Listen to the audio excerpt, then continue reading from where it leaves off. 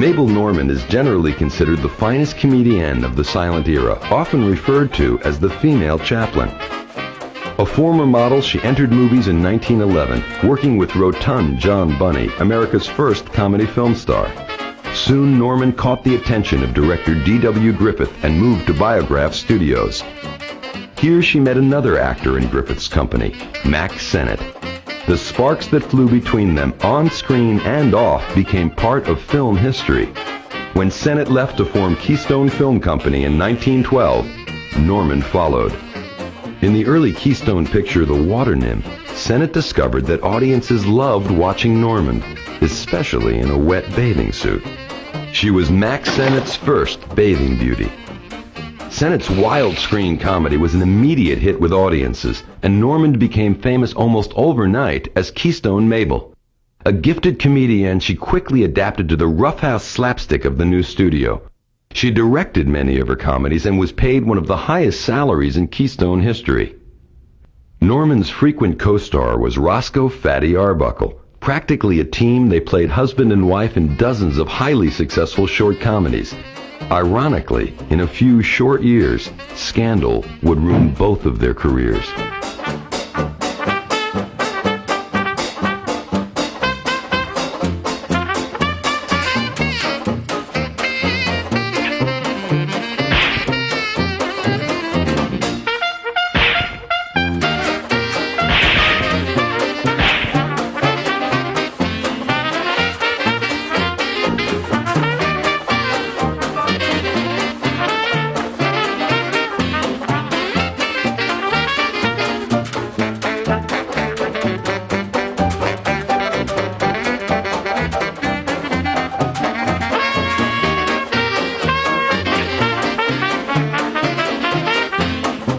In 1914, Charlie Chaplin joined the Sennett Company.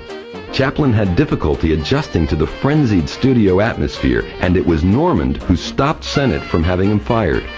Gentlemen of Nerve is a typical Keystone comedy of the period, filmed at an actual event.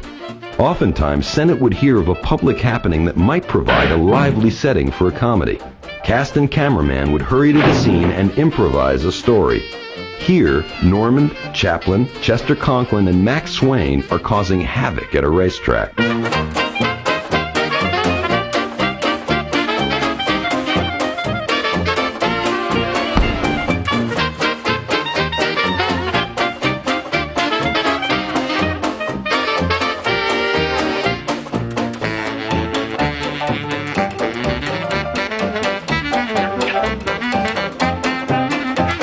Personal problems between Normand and Sennett forced her to leave Keystone and star in feature films for producer Samuel Goldwyn.